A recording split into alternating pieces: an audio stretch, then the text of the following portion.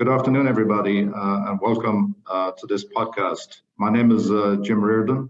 I'm the Principal Advisor for CARE, Driving Ethics in Business. And today we're going to focus on ESG, and particularly the topic of ESG in the age of cultural politics and debate a little bit whether or not it's an opportunity or a fad. And all of you will get an opportunity to vote on that, actually, before the end of the session. In a time where the planet is getting hotter and the politics even more so, this is certainly, I would argue, a timely debate. And in particular, given that even leading players in the oil industry accept that keeping to plus 1.5% over pre-industrial levels requires absolutely no growth, zero growth in future oil or gas production. And we all know that is probably not going to happen. So very timely, very topical, I think, to look at this whole question of ESG. And we are able to do that today, courtesy of the BEX Institute. For those not familiar with BEX, it's the full name Business Excellence Institute, or BEX for short, and is the only global membership body for business excellence professionals. Headquartered here in Dublin with over 38 countries, with members in 38 countries. It is a leading authority on excellence and the go-to organization for those wanting to excel. So we have, before I jump to introducing the panel, I just want to say that for any questions from the audience, we're very happy to take them. Please put them in the chat, and we will, towards the end of the session, come back and take up those questions with our experts and give you our best possible responses. So allow me to introduce the panel. Maybe start with Mark. Mark Coyne is the Global Sustainability Lead for Kerry Group. Say hello there, Mark. Thank you. Hey there. Shayna Hillard is Diversity and Belonging Program Leader, CSC. Good morning, Shayna. I know it's very early there in the US, so thank you for joining us. No worries. And last but certainly not least, Per Stahl, who is the Managing Partner for Yggdrasil, and Chief Investment Officer for Jederberg and C. So, Per, how did I do on that name? Exceptional. Do I get a thumbs up on that? Okay, great, excellent, thank you. So we have a great panel for you today. Each of them bring a particular lens, I think, to the debate around ESG as an opportunity or fad. And really, I think let's start perhaps with Mark. Mark, many businesses struggle to place themselves on the ESG map and its implications for their business strategy and operations. You are working, quite integrated really into the whole industrial space. You're at the cold face of climate change, if you'll excuse the pun. Yeah. You're dealing with supply chain integration, risk management, and so on. Can you share with us a little bit your ESG journey and some of the key learnings that you're picking up as you look at ESG with this sort of industry lens? Yeah. Well, maybe thanks, Jim, and again thanks to BEX for giving us this opportunity to debate this kind of really interesting topic from my point of view. So maybe if I just share a little bit of my journey first, and then where my perspective and where I'm coming from. So I've been working the last 30 years, more or less, all in the space of energy, power generation, then latterly energy efficiency. So I came from this from the point of view of, I would say, almost the nuts and bolts of, before the E started to become a really big thing in ESG, I was in the nuts and bolts of the engineering and delivering this for kind of organizations. And then I joined Kerry 4 years ago. And even then, right, I would say that the focus of I came into a European role first, and the focus that I was brought in for was still very much focused around, how can we squeeze more out of the, or do more and spend less around, like utilities and energy and water. And so I'd say the focus was still around cost, right? But, I would say within 18 months of that, I switched into a global role, so a global sustainability role I'm in now. And very much the E part started to bubble up. And there's a couple of kind of really interesting things that I've observed even in this period of time, that there's major drivers that, actually just to finish off on the Kerry piece, it's the global number one in terms of taste, nutrition, ingredients, and kind of B2B context of supplying to the food industry. And the food industry, we immediately think of the impact of the environment around big oil, transport, so on. Actually, the food industry, the food agri industry, if you take the broader cut, that's 31% of global emissions. It consumes 85% of the fresh water globally, and it occupies 38% of land, right? So actually, this food sector is massive, right? And it's a real hidden one behind the big oils and the energy companies and the transport companies, right? And I think what I've observed is there's this big pressure coming from investors, from consumers, from the end product consumers. I'm talking about not the intermediate customers, but that's creating a massive push for organizations like Kerry. And I would say that it's a challenge. And maybe the last point I'd make here is that for many organizations, like their direct emissions that they have in their manufacturing plants and their distribution chains is literally dwarfed by the upstream and downstream impact of their activities. And that's the case for the food and beverage sector. So you're talking 90% plus of the impact on the environment from a carbon point of view, from a CO2 point of view, that's caused by upstream and downstream stuff. And the dominant one there is ingredients, milk, cocoa, palm oil, all the things that we hear about. So big part to play, and but growing more importance, Jim. You mentioned, Mark, around consumer pressure and that being a major driver. Can you maybe share a little bit more on where's that coming from? What kind of pressures are we seeing emerge, and how do you see that evolving?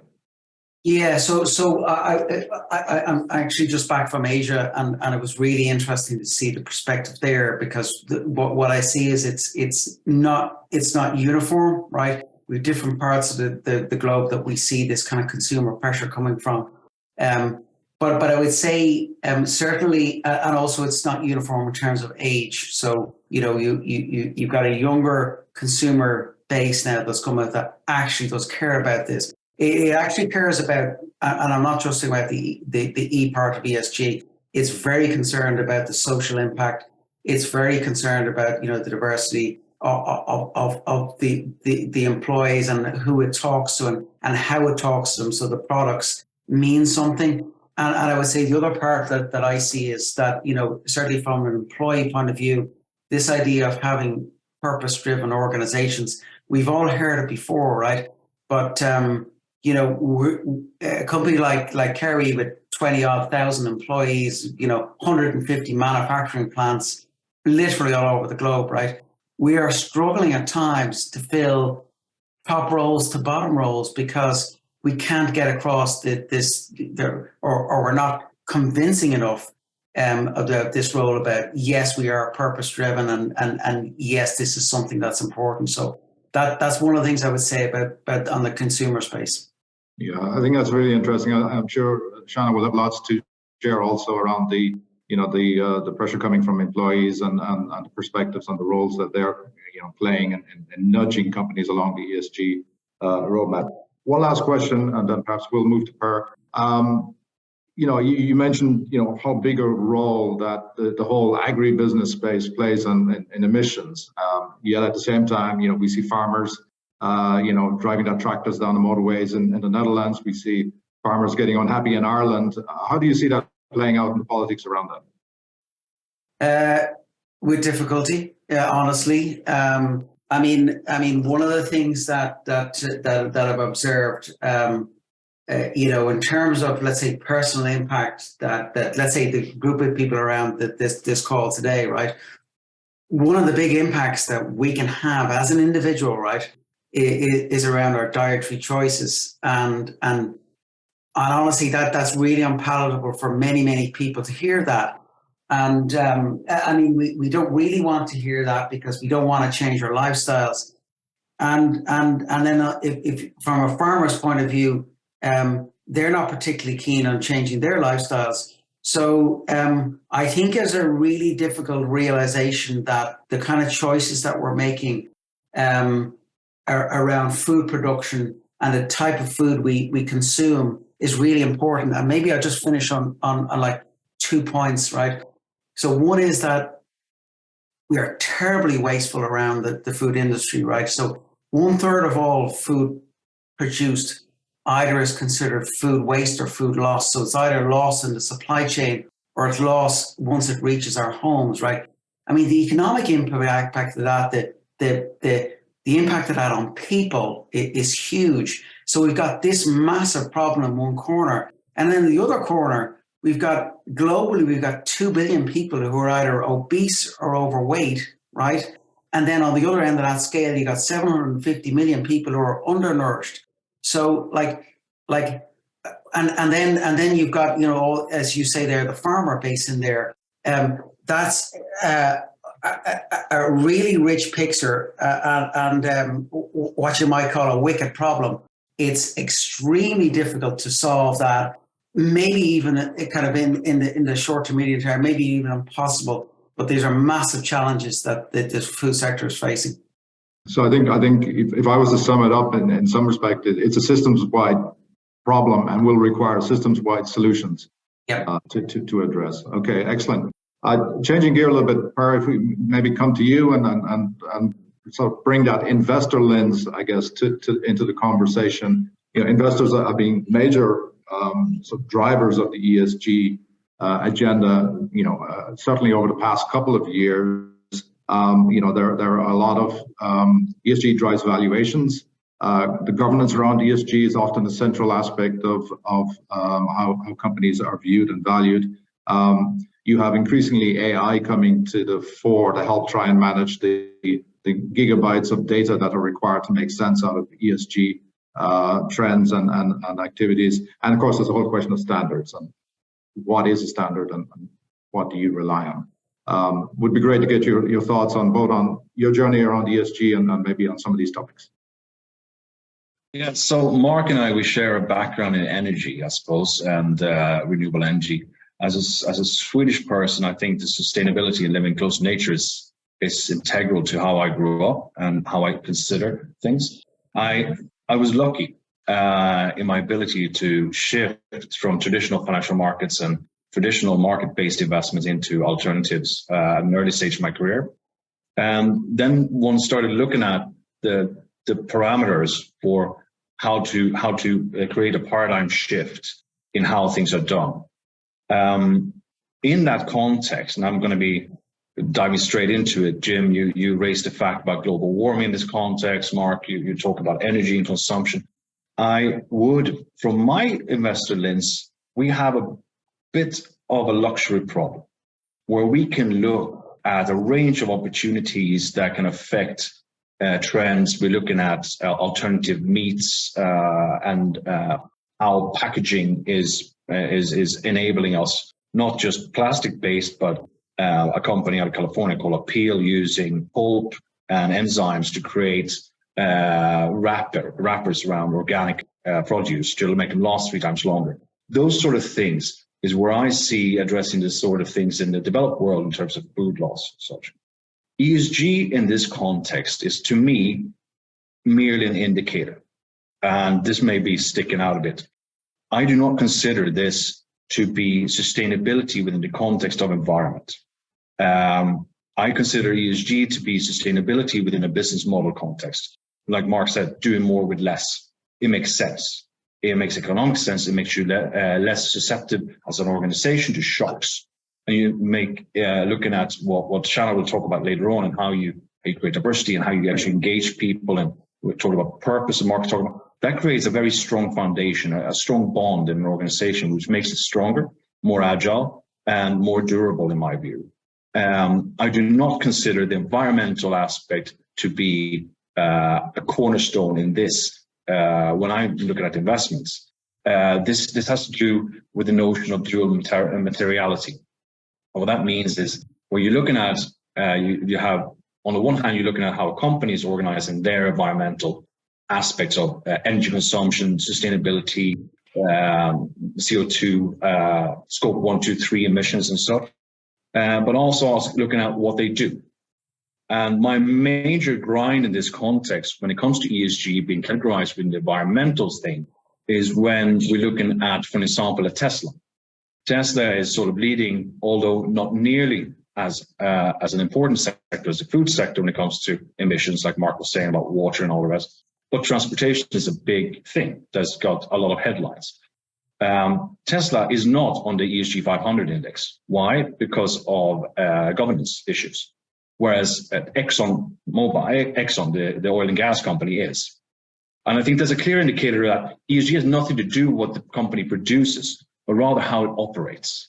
And from that point of view, ESG is a good indicator, but it shouldn't be the selection criteria for any investment as such. And that's sort of how ESG has come to my how I would use it on a day-to-day and reflect upon, as much like a PE value for a listed equity or something like that.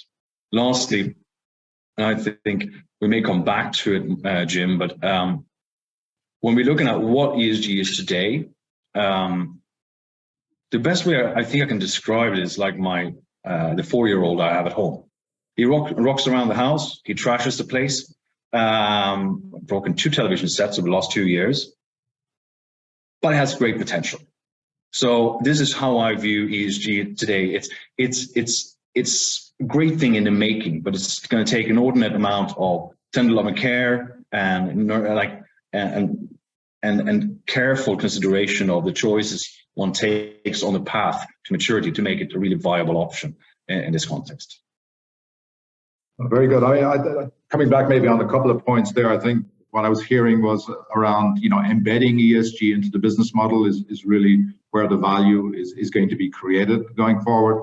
But to do that, governance really comes to the fore around the kind of decisions what companies make or organizations make, where they invest, right? So, in your experience, what is driving better or worse governance in the ESG space? What are some of the factors that you've come across with companies that do ESG well and have the governance piece lined up, and those that don't? I do find the governance piece to be quite technical, and it's quite readily available in terms of what you write down and what can be examined, because a lot of these, the rating agencies, as you may find, if you're looking at different ESG scores, the different vast differences in what the score is, depending on who does it and the methodologies. What I do like, and this came from an asset owner point of view when we looked at an asset on the balance sheet of a private equity fund, which they wanted to sell. And we looked at, this happened to be in water. How do we actually express our journey towards ESG, in particular the environmental aspect, or that we are doing the right things? Naturally, you find an inordinate amount of glossy brochures and interpretation of data, and as you say, there's statistics, the damn lies and statistics. And I heard somewhere like 86.7% of statistics are made up on the spot, that one included. But when it comes down to that, the best, I think, antidote that we found was actually using a third-party operator to gather the metadata from our operations, and what we did using technologies like digital twins in traditional technology environments, which we're not talking about the latest Siemens robots here on the floor. We're talking about technology that was developed in the 40s, 50s, and 60s. But with using AI to extrapolate data on those flows and keeping it with a third party to ensure that it was untouched, unmanipulated, and then giving the rating agencies access to that metadata so they can actually draw their own conclusions of the path, enabled a much higher, I think, accreditation of credibility in the numbers that were put forward, therefore a higher ESG score. So to sum that up, taking away all the technical jargon, transparency. Transparency is the key.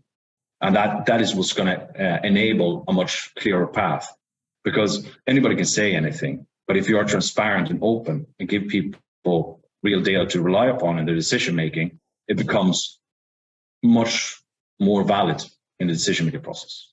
Yeah, I agree. I think, it's how do you get rid of the fluff?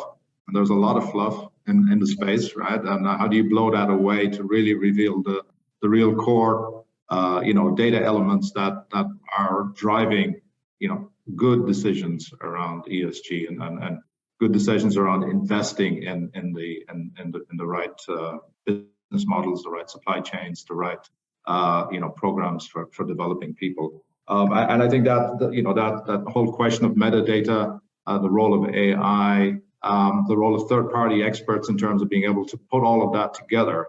And we'll talk a little bit later about what that all means for SMEs who are actually very much on the front line and much of this. I'm sure, Mark, you'll have had that experience of as you start looking at scope 3 emissions, you're essentially talking about your suppliers and asking them to really step up. But we'll touch on that a little bit later.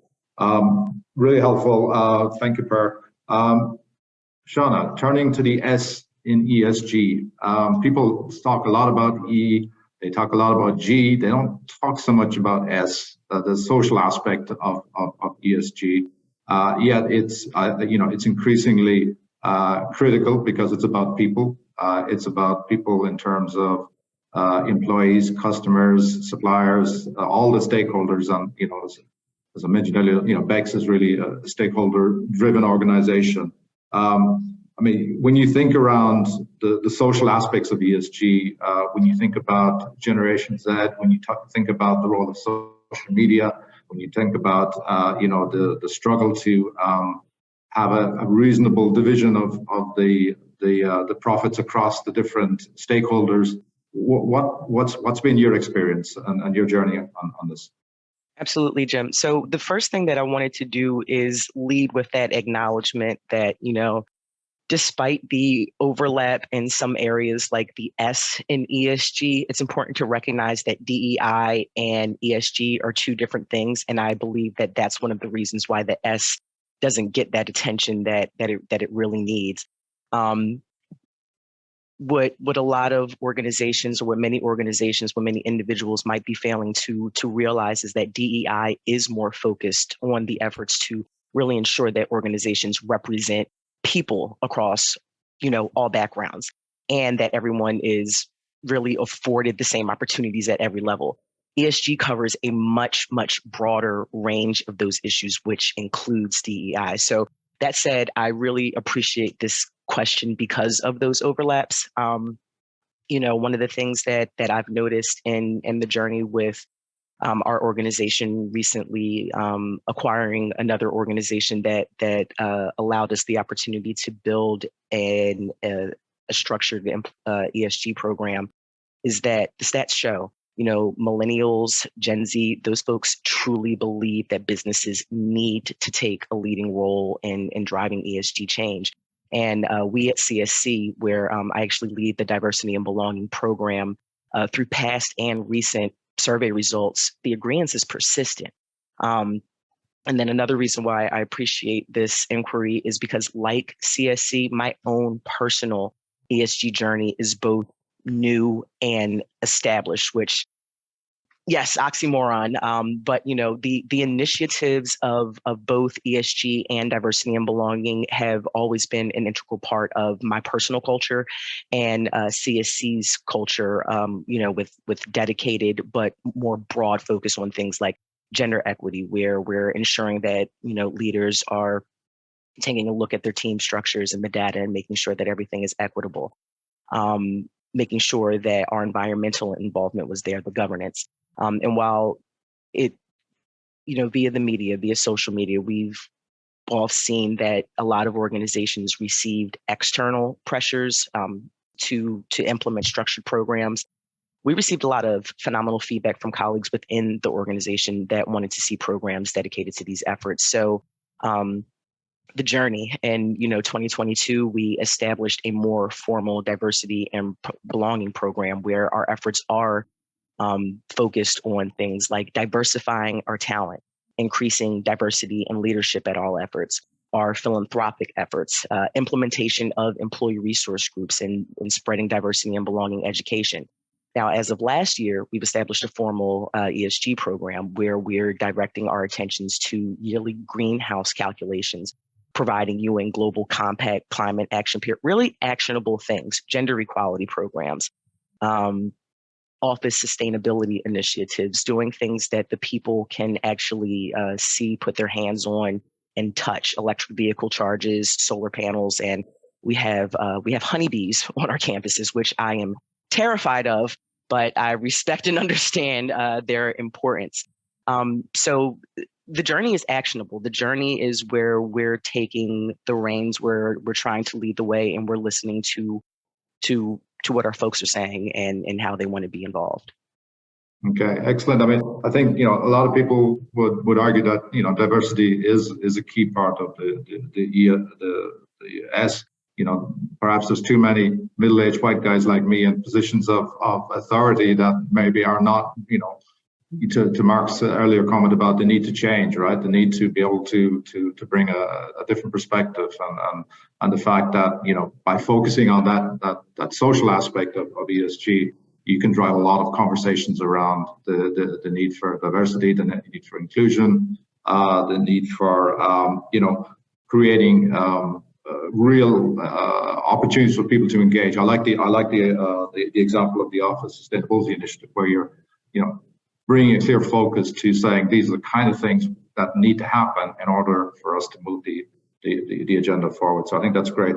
If you think about Gen Z and their reaction to, we've talked a little bit about the fact that they have certain expectations. What happens when those expectations don't get met? What does that mean for organizations, for businesses? So I think we're going to see the same thing that we've been seeing in the last 2-3 years since COVID. There's a different understanding. There's a different demand out there from this generation. That there are boundaries, there are expectations set, there are qualities that need to be met. And I do see that, there will be a resistance if certain things aren't met. I think that this is something that is very important to this generation, and I don't think it's something that they'll, allow political discrepancies in a sense to derail. If you think about, switching back over to the more DEI focused, if you look at the American Black Lives Matter movement, there's a lot of controversy over that. But because the overall message, the overall tone is that social justice and social equality is important, that movement is still going very strong, and it's because it's of this generation that's leading it. I believe that what these folks find important, the world will come to find important. Or they won't stick around. They'll yeah. Pretty much, yeah. Okay, very, very, very clear, very good. I wanted to move on perhaps and maybe bring in a more interactive sort of conversation around a couple of key questions, I think. One is around standards, right? So, we talk a lot about ESG, but as we know, what gets measured gets managed. So basically, there are multiple standards out there today. A lot of people are confused about what actually should I be looking at. I mean, where are we, on standards? Are we where we need to be? And what more needs to be done? So, who would like to kick off maybe a response on that? Mark, would you want to jump in on that? Yeah, I'll come in, but Per had his hand up, so I'll give him first refusal on this, but I definitely have views on it. As you wish, Per. Do you want to go in first? Per, you come in. Maybe I have a pretty general statement about this, which I think may lead in well to what you guys have to contribute. But I do think standardizing, it's so difficult. I think standardization is something that the markets seek, the public markets especially. when we talk about social, I'm sure that wherever you are in the world, the social needs and what the requirements on a basic social level may differ vastly 1 kilometer from where you're sitting today. So I think the local adaptation and embracing local cultures and how things work, I'm sure like what it is in the US is not applicable in Europe in the same way for CSC and Asia for that matter. Like Mark said, Asia has seen different things. Mm-hmm. All is, I think the standardization of this is an exercise of futility if you want ESG to be good, to be applicable. It has to be applied in a local context, in a local way.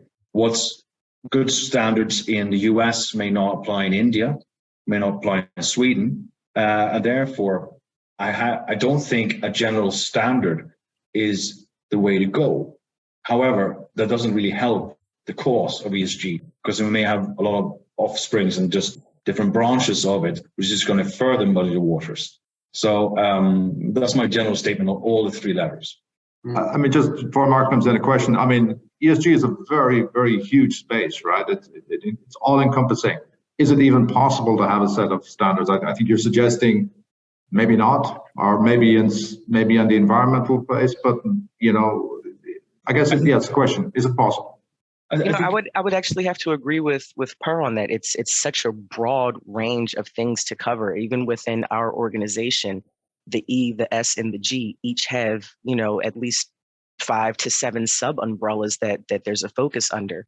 To that note, I believe Per, you also said it, you know, the differences between location, between region, between jurisdiction are also going to be different. And we're finding that in both spaces. We're finding that in the DEI world, we're finding that in the ESG world, because while there are considerable overlaps, there are considerable differences as well. And to create a structure that encompasses all of those differences, I think would be never ending. Mark. Yeah, no, very, very interesting. I mean, I'll start off this by just a little anecdote, and then I'll talk about some standards, right? So Perry, you were talking about ExxonMobil and Tesla, right? And there was one example coming to mind. It was fairly recent. There's a Brazilian beef company, the largest in the world, I believe, JBS, and they had there's a ratings agency around this space, CDP, or Carbon Disclosure Project, they used to be called. And they moved up this company from a B to an A minus, and it created an absolute storm because this is a company where they grow and feed cattle in deforested areas, right? And I think, you know, that's a story of where like a standard can go wrong, right? But on the other hand, you know, you talked about transparency. And you know, if we didn't have a transparent world, we wouldn't be even having this discussion around JBS, right? Or it wouldn't come to light. So there is that, right? I would say the whole space around standards is ballooning, right? And if we take just you know, so there's a European one that's kind of that's coming down the tracks, CSRD. And like the objective of this, right? So you ask yourself, well, what's it trying to do? Actually, it's trying to prevent greenwashing, right? And so it in fact, it's almost like its stated objective is to have the transparency that we currently see on financial reporting, to have that across the essentially across ESG, right? So that bar is really high, and honestly, many parts of, you know, organizations where, I mean, you just have to be operating in Europe to be exposed to this, right, and have to comply with it. And there's a whole range of those, GRI, TCFD, you name it. This list goes on. I would argue that you know, maybe slightly different from what we just heard. Is that, you know, this is driving a level of transparency to another level. It's driving layers of disclosure, and I would argue that is a good thing. And maybe to pick up a point, Shana, that you mentioned about, ESG is covering this huge, broad church, right? Which it is, right? But I tend to view this in terms of ESG is looking after stakeholders other than the shareholders of the company, right? So like if you think about the E part of the ESG, the stakeholders there are my kids and their kids and their kids' kids. This is future generation stakeholder stuff, right? And we're trashing the environment that's around us now. Like we're Jim, to your opening point there about 1.5 degrees. Like that's, I think, all but the blind can now see that we're 2+ degrees of where we're heading for, right? And then you take around, we operate in communities. Business operates in communities. It operates in society. And all of the different stakeholders that are there, all the different communities that are there, and that they should be represented in a fair and transparent way. So I think that's the bit that the golden thread for me of the ESG is kind of like stakeholders other than just shareholders, and that they need that. I think we've been realizing as we go through the ESG journey that they need and should have a voice and a role and a space and a place. And that, anyway, that's how I would see it being tied together. Go ahead, Shana, please. Sorry, I was going to say, from what Mark is saying, I'm hearing that there is an opportunity to improve on some things like education and awareness on what ESG is. Start communicating that ESG, like DEI, they aren't just ticks to check off of a box. They're not just compliance issues. They are actual social issues. And, I focus on this S part or the DEI part. I never considered that the stakeholders are my kids' kids, my kids' kids' kids' kids. And that's absolutely true. I might not be able to see the fruits of our labor in my lifetime, but we need to leave the planet better off tomorrow than it is today. And that's like, one of, actually goes to a CSC like motto of ours, committed to leaving our people better off tomorrow than they are today. And recognizing that, ESG, DEI, they're drivers for all of these things. They're drivers for the innovation. They're drivers for the impact. They're drivers for the growth. So I appreciate what you're saying in that respect.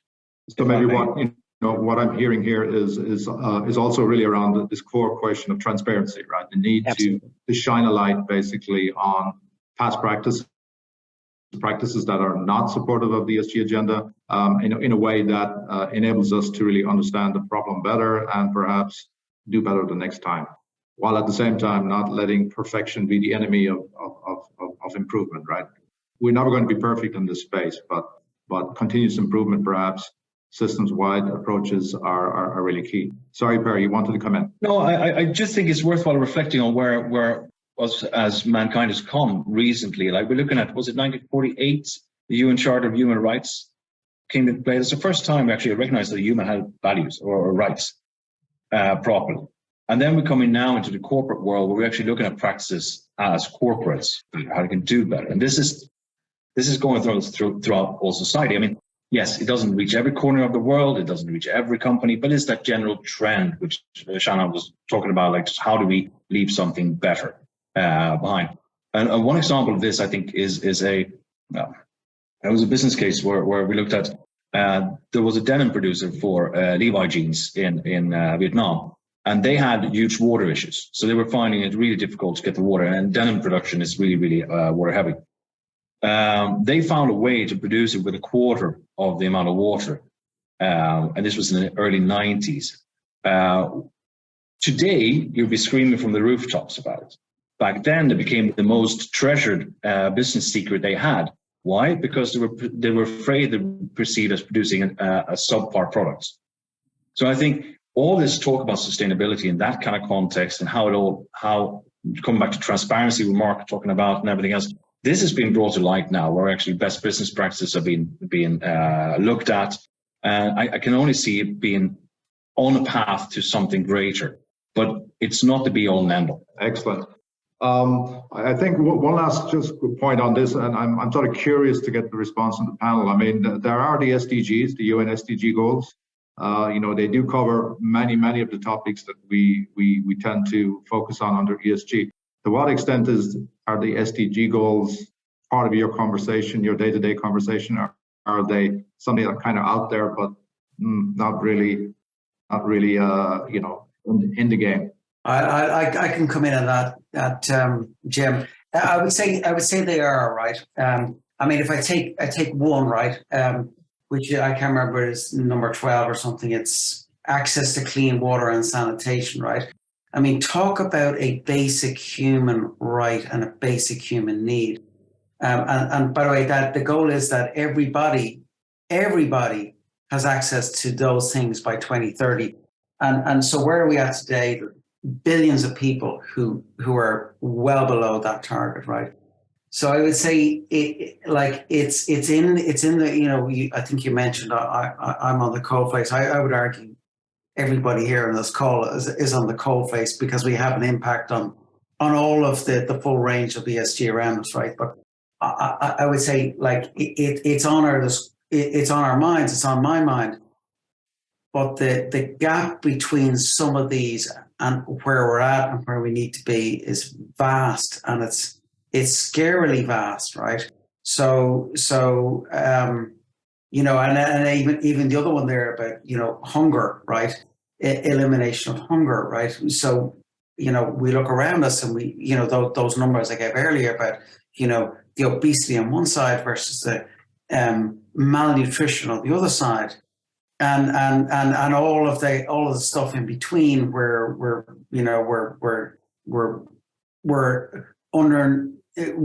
let's say the wrong types of food, if you like. So I would say big gaps, Jim.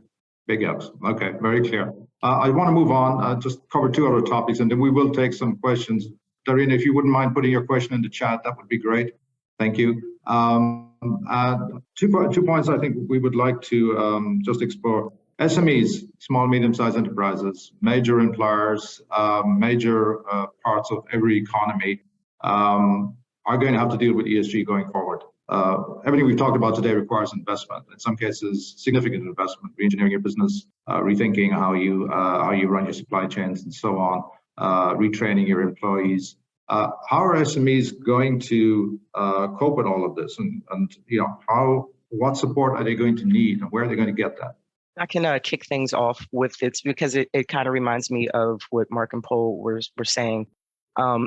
There are a handful of social impacts that are emerging that are universally material to all companies, regardless of the size. So things like public health are going to be important to any organization, regardless of size. Racial equality, income equity, just to name a few. And I think that for the SMEs, I think that larger companies with their broader access to things like technology, know-how, and resources are going to have to step it up to increase that buy-in around adopting the business case for bringing ESG into an organization, really highlighting how doing so can reduce a lot of those risks that we're talking about, not just within an organization, but overall socially, broadly, if you will. Emphasize the support for the greater community. I keep going back, Mark. I'm going to hold on to what you said about the kids for a very long time, because it is about the support of the greater community as well. I think that as investors, or there are more investors, there are more issuers that are utilizing ESG, utilizing the climate data. I think that more folks will start to pay attention to that, in regards to the smaller and medium organizations. Very good. Mark, you guys have some thoughts on this? Yeah, I just want to say that from my point of view, and this is from an outsider's point of view looking in, I think on the one hand, the SME sector is what we're asking actually from them as suppliers to companies that are very ESG focused is actually do business the right way. That's what ESG is about. Run your company in a sustainable way and do it in such a fashion that we can be proud of working with you. I don't think that's any different from what it was before, but now it's expressed, it's detailed, it's laid out. And I think there's a trickle-down effect from the methods used by larger corporations in terms of best practices and such, which can be quite easily adopted. And what I do like about it is that I suppose entrepreneurs are under an inordinate amount of pressure as is, but it could also provide them with a roadmap to do things more effectively, more efficiently. And that should not impact the bottom line negatively, quite the opposite. It should bring more value add in what they do and what they're creating. So this, once again, is an indicator for us investors, but it's a tool, I feel, for a lot of the SMEs and a gate opener to larger contracts if they do it well. So it's like doing well by doing good, and that trickle-down effect from let's say, bigger companies further up the supply chain. Okay, very good. Mark, any? Yeah. Just want to come in at right, and it actually slightly points to a question for Yanis in the chat, and it's the saying, doing, gap, and all that, right? So I can tell you, this is really hard stuff to do from where I see it, kind of trying to drive change, implement change, kind of all kind of changing cultures. I mean, it's hard for large organizations, and I'm involved in a family SME, and I can tell you, like, with that with resources are thin and stretched and all that kind of good stuff. So it by its nature, it's harder for SMEs, I think, to what would I say? This takes time, effort, dedication, focus, right? The people around, we've been hearing are dedicated to this topic.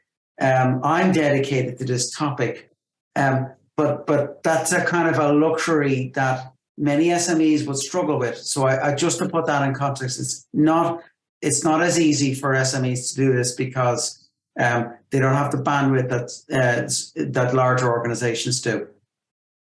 Yeah, a challenge not to be underestimated, but really critical if you're going to scale impact, because the scaling will come through the SME base. Very good. We started this podcast with a title of ESG in the age of culture politics.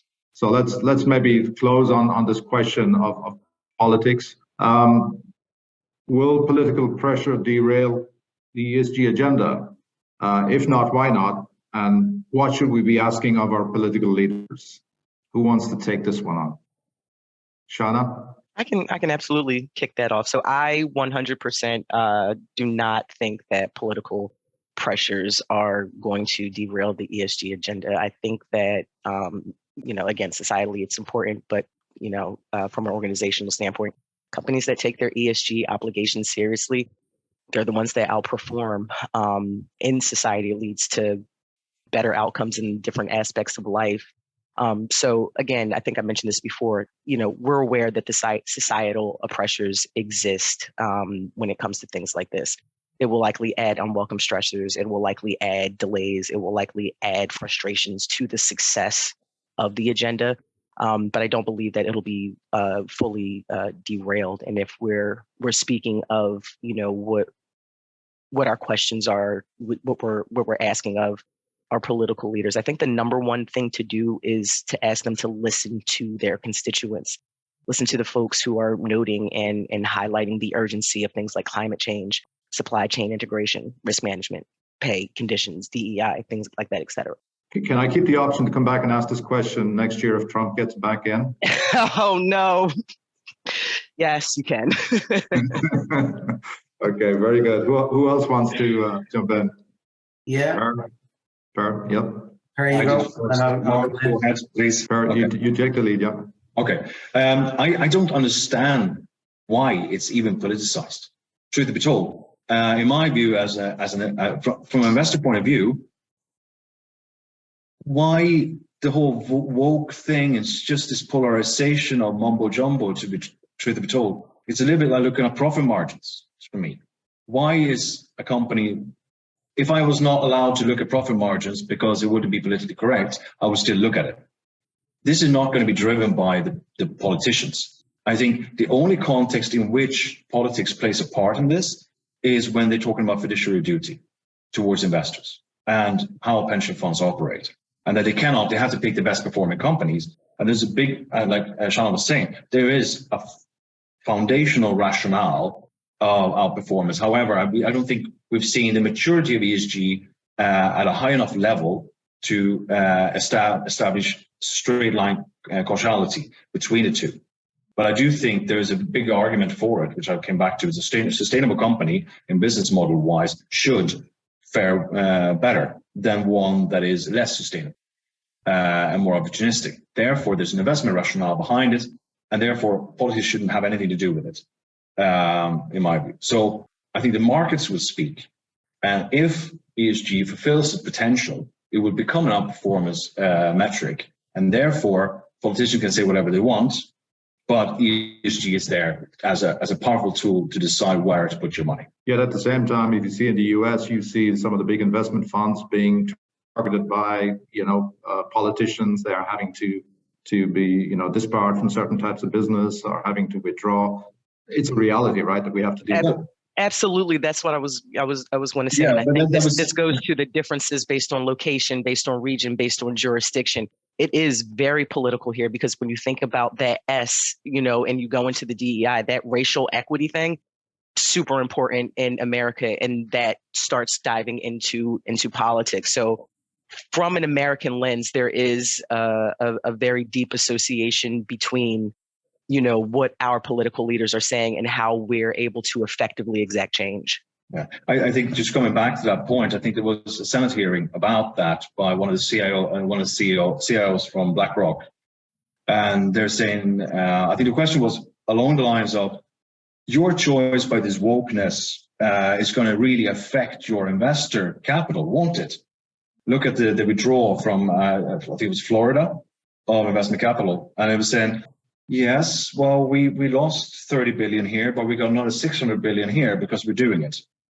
So, yeah, we don't really care. This is the right thing to do. Okay, and Her doesn't care. Okay, that's perfect. Good.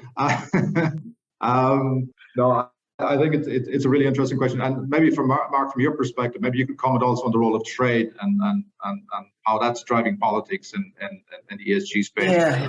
We've seen a lot of that, right, in terms of different standards and how different regional blocks are trying to impose their own standards on each other. Exactly. But maybe I'd just go first back to Shannon's point about, the societal pressures, right?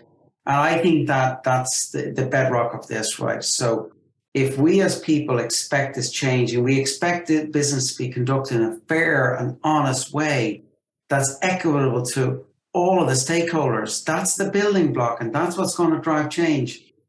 And then, on the other hand, I think to some extent, at least from my point of view, I see a lot of businesses being dragged, slightly kicking and screaming to this table.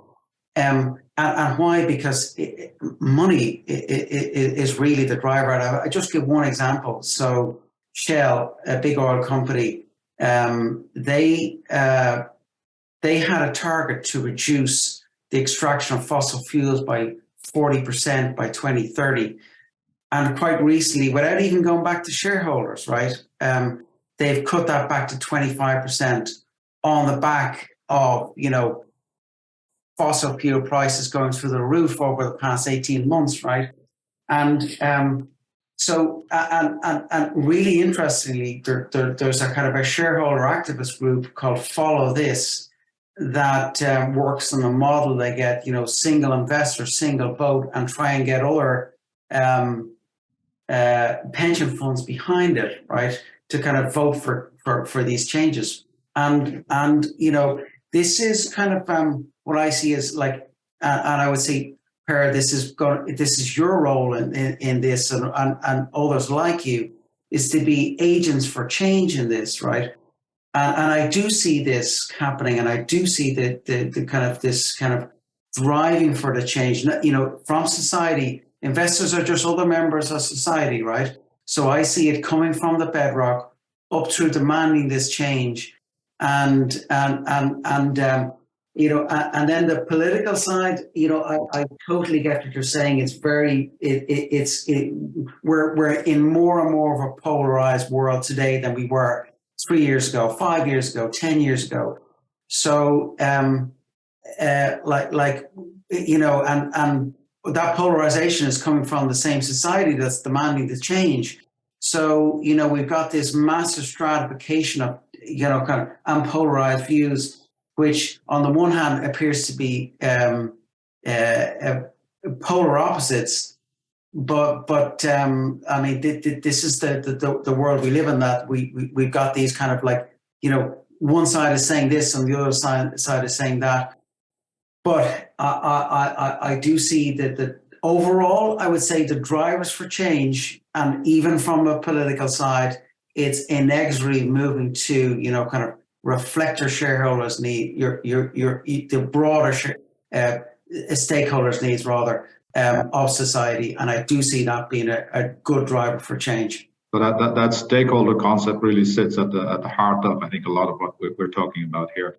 We have time for 2 questions. I know, Darina, you were looking to come in. I have your question here so this is to the panel. From a recruitment point of view, is the appointment of one champion in an organization, for example, head of ESG, a useless action, perhaps because the organization should spend more on organizational-wide education? So does it help to have one person sort of responsible, or should we really be focusing on how we bring the whole organization along, or are they both different or the same? Shauna? I was going to say, I think 2 can exist. I think they both can exist at the same time. I think that you can have a dedicated focus, or a dedicated person whose focus is on the program, while also distributing information via education and awareness to the stakeholders, to the investors, and to everyone that's involved. I don't think that the 2 are exclusive. Very good. We have another question from Artie, and I think it's a good one probably to close out this panel discussion. Do you believe there is such a thing as truly sustainable growth in terms of financial growth, mainly for business? Who wants to try that? Per? I would like to, because actually this is quite exciting part of, one of the most exciting parts of my job. When we look at growth, right, we're looking back at the 80s, 90s, and how growth has been manifesting itself and produced. What we see now, and this is why I think sustainability from an environmental point of view is so exciting, because it touches everything. And it's very core, its efficiency of nutrients, of water, of processes, of transport. And what I mean to say by this is that I'm seeing such a paradigm shift on the way in the startup and early stage companies and new technologies coming down the line, that when I'm asked about, well, what do you think about global warming? Does it scare you? I said, well, of course it does. But I also feel very hopeful from a point of view of environmental aspects, is that there is this element of extraordinary innovation right now that has a good potential to lay the foundation for a continued growth cycle, but in a much more sustainable way that will allow us to continue. And coming back to the point about people don't like change, I do not believe that we're going to decrease our consumption. I don't think it's in our nature as human beings. And someone else can do it, but I don't want to do it. And we're looking at the growth of the middle class throughout Asia. Everybody wants the same thing. Everybody wants an iPhone. Everybody wants a home. It's that sort of ideal of how we want to live as human beings. And therefore, we need to create this paradigm shift in what we consume, how we consume it, how we treat things. We're not going to have waste in a couple of years' time, because that's a resource. That's what I believe. That's happening right now. So we must hope for a better future and believe that it can be achieved, but recognize that requires a lot of change. No, I think hope and belief belongs in the church. I think action speaks louder than words. Spoken like a true businessman. Thank you. Mark, I'll give you the last. Sorry, Shani, you want to come in? No, I was just laughing. Okay. All right, Mark, I'll give you the last word on this. Well, here's my take on that, right?